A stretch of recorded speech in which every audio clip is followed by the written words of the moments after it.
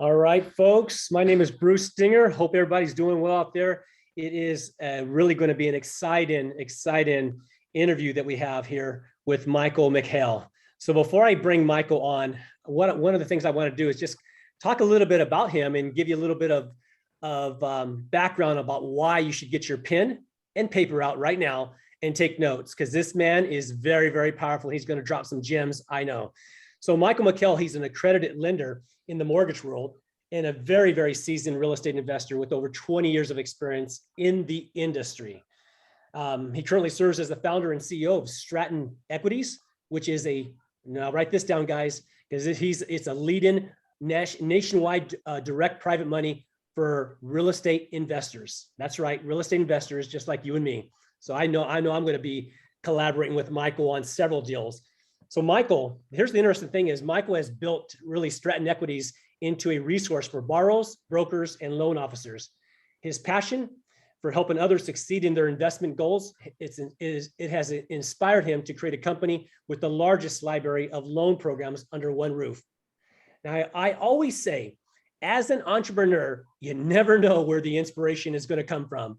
And when Michael purchased his first home at 19 years old, he went ahead and traveled around the globe, visited 19 countries, all within 5 years. That's amazing. And Michael became very, very inspired by the idea that he should start his own business right here in the United States.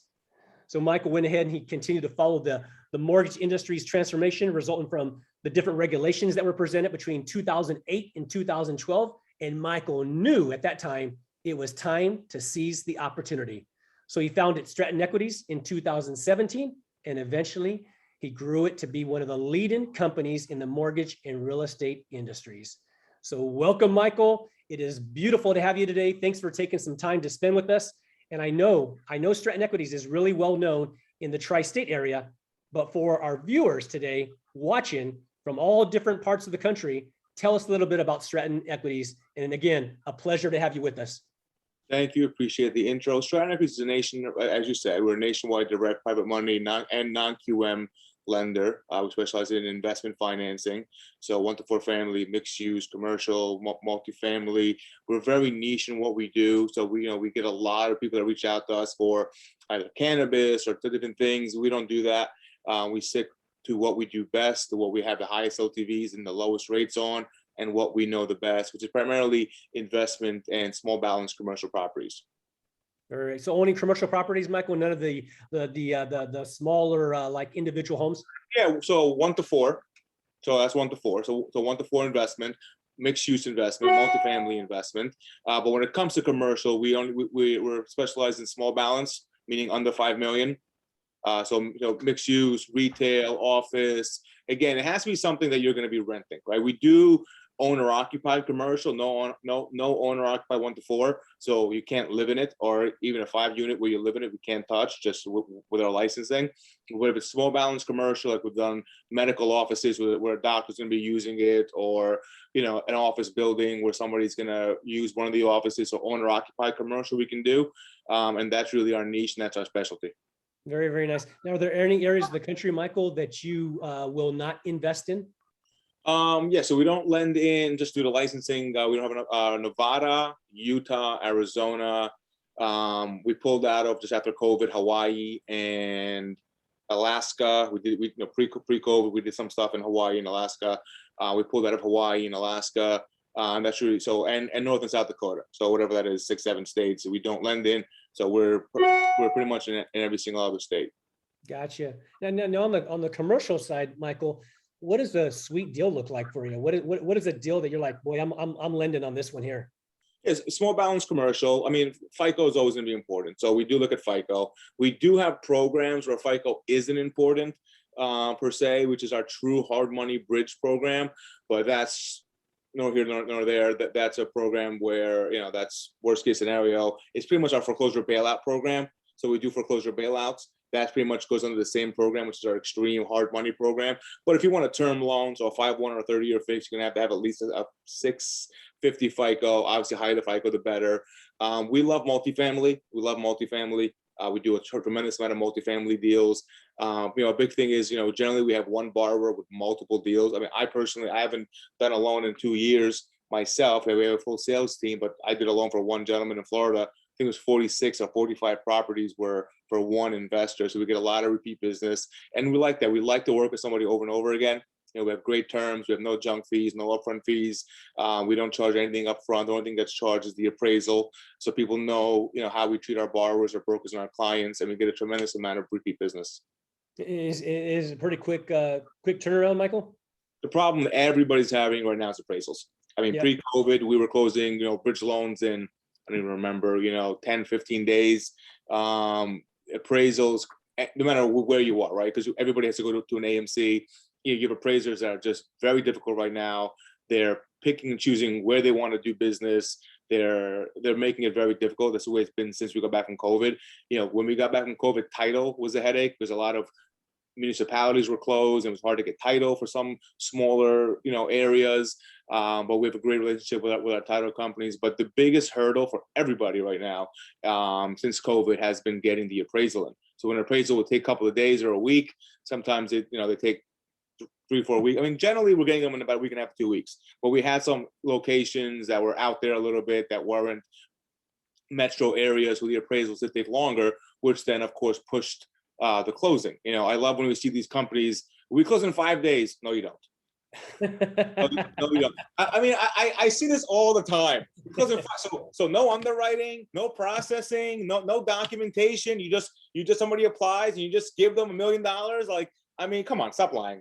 Exactly. Exactly. That's the truth, isn't it? I've never overshot things. We've never said things we can't do. A big thing why borrowers and brokers love working with us is the loan officers here go through the most extensive training in the industry. They are trained of what we can and can't do. We can't do it. We tell you we can't do it. We don't do, okay, let me see who can do it. Let me call around. Let me call broker it out. We don't do it. If we can't close a loan in-house with our programs, it's a dead deal to us. And we don't drag people. And I mean, yes, sometimes something gets submitted and then you have something in the underwriting that the loan officer couldn't see. But for face value, when we submit a loan, we know that it fits our guidelines and it fits what we do. Right. Now, Michael, I asked you earlier, what areas do you not invest in? What about, are there any areas that you are more that are kind of like more of your favorite areas to invest in, or areas that you've invested more in? Florida. Southeast Florida, parts of Texas, Dallas, Fort Worth, obviously the tri-state area. We do a lot of business in the tri-state area. It really depends on the programs. Right? Some programs we have, the property can be rural. Some programs it can't. And again, the loan officer knows that. We have software. We are loaded up with software. The amount of software we have is ridiculous. So we know where we can lend. The loan officer will get the address, punch it in. We'll know where we can and can't lend due to whatever demographics and different reasons, or population. Sometimes you have a population of 200, or 100 or 1,000. So it depends. Some programs might not be able to fit for that. But again, that's why we have very extensive training for our loan officers, and they know what we can and can't do.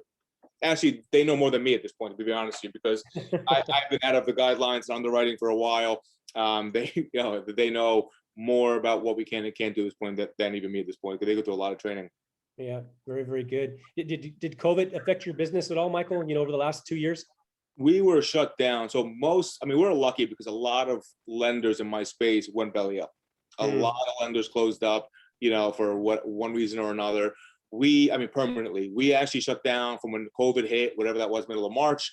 Our lines all froze. So we couldn't lend from March till August. So we were shut down March till August. We got back in August. But even when we got back in August, everybody had the same thing. LTVs were low, 60, 65 LTV. Rates were high, costs were high. The cost of capital for us was high. People don't understand how that works, right? So,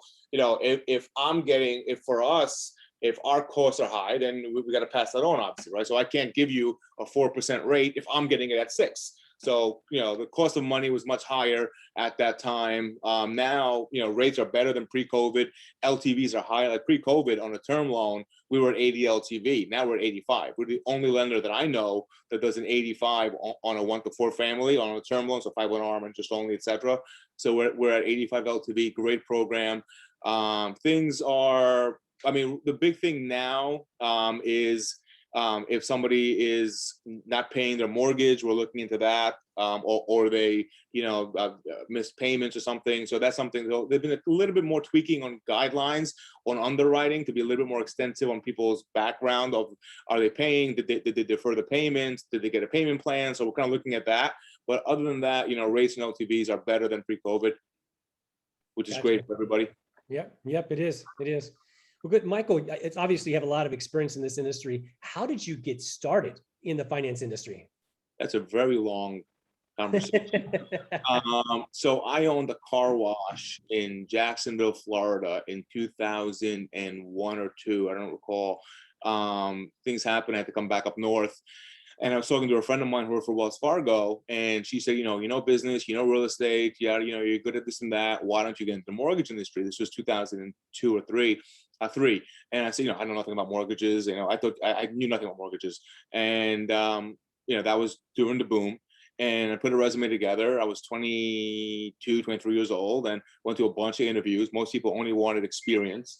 I had no experience. And one company was willing to train and gave me experience. That was, I still remember the day I got hired, which was August 4th, 2003. I don't know why I still remember that date. And, that was it. I was in the business till 2008, till the crash. When the crash happened, I got more heavily into buying real estate, which was obviously a great time to buy real estate in 2008, 9, and 10. I'd left the US in 2012 when I did my traveling of 19 countries in 4 or 5 years. Came back 2017, went to work for a mortgage company in 2017, a commercial mortgage company. And I just saw, I just saw there was a better way to do this. I just saw what they weren't doing, what they were doing, how companies were operating. And I can't really explain it. It just clicked in my head that there's a better way to market and run a company in this niche. And I did it. Love it. Love it. Now, Michael, I have to ask you, because in the background, I keep staring at Stratton Equities, and it's such a strong name. I will give How did you come up with that name? What's that? I'm glad you asked that question. So in my trip, I was in Australia. I was in Sydney, and I met a gentleman that when I met him, he was worth, I think, $3 or $3.5 billion. And he owns the largest financier company in Australia, which was just called Stratton. And he started financing cars in middle of Australia in like 1964, 65. The guy was like 75 years old when I met him. And he just had the name Stratton, and I loved the name, and I incorporated the name. So when I started Stratton Equities, we were backed by 3 equity groups, 3 hedge funds, 3 equity groups. I'm literally sitting in a cigar lounge at 9 o'clock in the morning in 2017 and, thinking of what name I'm going to use. And I loved the name Stratton from Australia and the equity groups. I put Stratton Equities together, and that's really the story. Love it. Love it. Good name. Really, really good name. Thank you. So let me ask you this, what are some of the deals that Stratton Equities has been a part of that you're most proud of? Right now our volume is high. So I don't get to see, I have so many people that are under me. I don't get to see every single deal unless there's generally a problem. But previously, we know how to structure loans, which came from me, because I've always been very good at structuring loans and finding, like, I'll give you an example. We don't structure a loan via email, and that's company policy, right? We get 200 emails a day of, here's a scenario.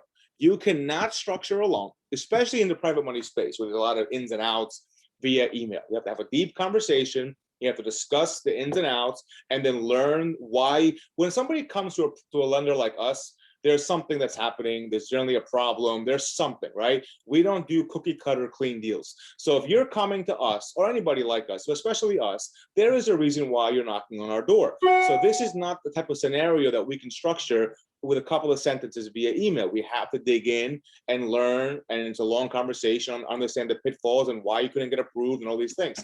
So we understand and we learn how to structure loans that are harder than other companies, because our loan officers are trained very well, and they know what to ask and I'll give you an example. I remember I applied, like if you go to a bank, right, a regular bank, and you apply for a loan, the loan officer knows nothing about underwriting, right? So they'll say, yeah, apply. So they apply, they submit the application, and then you get denied. Well, why didn't you tell me I was going to get denied on ABC? Like, why didn't you know this ahead of time? And most loan officers, especially in the QM, owner-occupied, Fannie and Freddie world, all they do is look, you get the application, they throw it in, and they go, okay, then underwriting figures, oh, we can't do this loan, which clogs up the company, pisses people off, demotivates a loan officer. You have to have many more back-end staff to manage all this volume of loans that don't close. We don't do that. We know upfront. We ask the questions. We don't do things via email, right? So you can submit via email, but like we get people that submit a whole package to us. Like, we're not going to just take that and just shove it into underwriting, right? That's not how this works. We got to know the deal. We got to talk to you, make sure it's a viable deal, ask the questions. Like let's you send you, property in New Jersey. Can you lend? No information. No information. Don't know anything about the deal. Yeah, sure, we can lend. Like, so, we don't, and a lot of people, they do that. They just take an application, somebody shoved to them and they throw it into underwriting. We don't do that. Our loan officers are trained to kill loans up front that aren't going to move forward. We don't just throw, when we bring, so we have 4 stages into our loans. When a loan gets submitted into processing, which is stage 3, and then it goes into underwriting, that loan is solid. It is solid. We know everything. I mean, rarely do we get things that die when they hit that stage, unless there was something nobody could have seen. But we know what's happening. We know that this loan's going to go through. We do not just shove whatever and just hope it sticks. Yeah, makes sense. Makes a lot of sense. Michael, are there any new, industry developments investors you think should be aware of? I mean, what kind of insights can you give? Is the ADL. So, I pioneered soft money. Everybody knows hard money. I pioneered soft money. We've done a lot of PR and interviews on soft money. Soft money is pretty much a hybrid between hard money and conventional. So it gives you the benefits of less underwriting, less guidelines, but with the higher LTVs and the lower rates of a conventional loan. So our loans now actually drop. All of our marketing says 3.75. I think recently we dropped to like 4.125 or 4.25, so it's even lower actually. But our soft money program is strong. 85 LTV. Less documentation from the borrower.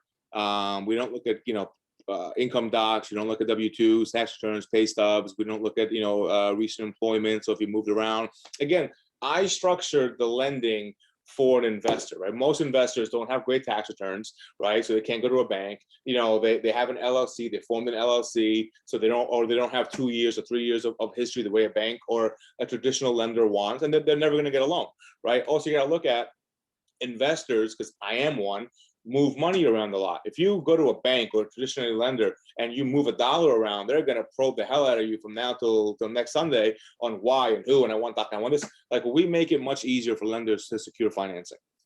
Very, very good. Excellent. What do you think investors, I mean, you also are an investor. So what are you doing to prepare for this current inflated market that we have? I'm not buying. You don't buy. I'm sorry, it's not time to buy. I mean, I don't buy. I right now, advice that I would give to an investor is prepare yourself, stock as much cash as possible, make sure you have as clean as a credit as possible, and wait for the downturn. Gotcha. That's what I'm doing. I mean, I own Stratton Realty. Stratton Realty is my investment arm. I haven't done much. I mean, the company's obviously established, but I haven't invested on the Stratton Realty in some time now. And listen, what goes up will come down, right? Things are too high. Also, you got to realize, right? There's a lot of lenders that all they had was the fix and flip. Fix and flip. I don't know how many. We barely have any in our pipeline right now, because to approve a fix and flip loan, you have to buy the property significantly under market value.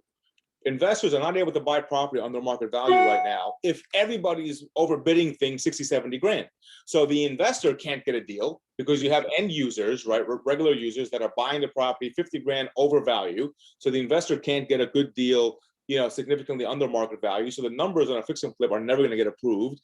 And you had a lot of lenders where they didn't have our wide range of programs. All they had was the fix and flip, and they're dying right now because there's no fix and flips. Yeah. Yeah, that's true. I see that. I mean, I'm in the business. I have probably a little bit over 200 deals under my belt all across the country. And it gets harder and harder these days to find a good deal with meat on the bones. That's for sure. Yeah, see, I'm a selfish investor. I want a killer deal. I don't do things that a little bit margins. I want a home run. There are no home runs right now. You're not going to get one. Yeah, it's true. What words of caution for investors do you have? And maybe learning even from other investors that have made mistakes that you've seen. What words of caution would you give to others? And one of the biggest thing is, like, to me, it's all about the numbers. I have I bought 56 properties, and Stratton Realty will do a lot more business when the time comes, but I have no emotional attachment to real estate. It's all about the numbers. One of the biggest things you see is an investor that's just dying for that property, and they will go to 100 lenders. Let it go, man. Let it go. Go to stuff that's lower hanging fruit, that has better numbers. You can't get emotionally attached to anything when it comes to finance or business. It's all about the numbers, right? So I have no emotional attachment to these things. It is just literally, do the numbers work, or do they not work? If it's an impossible deal, if your gut, listen, I listen to my gut. I'm 40 years old, and I've learned a long time ago that I have a great instinct and a great gut, and I always listen to my gut. If your gut says you're wrong, just walk away. See, I don't care about the money I can make. I care about the money I can lose. Right? So people always worry about, how much can you make? I get 5 people a week to come to me for some deal or some investment. I don't care about what I can make, right? I care about what I can lose. How much am I at risk? What am I at risk to? That's what I look at. That's what I care about when I do anything, right? I don't care, am I going to make $1 million? I care, am I going to lose 100 grand? I think that's a really, really good approach. Very good. What's the best way for our listeners to be able to contact you, Michael? StrattonEquities.com, which has all of our contact information, which is our main website, 800-962-6613, which is our phone number, which will ring directly to a loan officer, info@StrattonEquities.com, where we get emailed. But of course, the website, www.StrattonEquities.com, that's the best place to reach us. Love it. Well, Michael, you got a lot of great energy, a lot of great experience. It's been a pleasure to interview you today. Is there anything else that you want to add, leave with our listeners? I did an article a short while ago about being a better investor.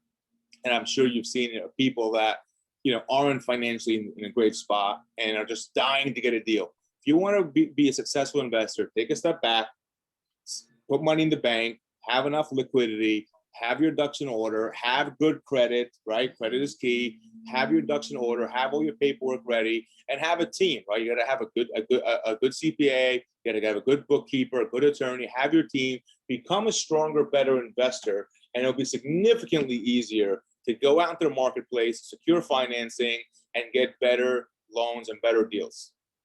Very good.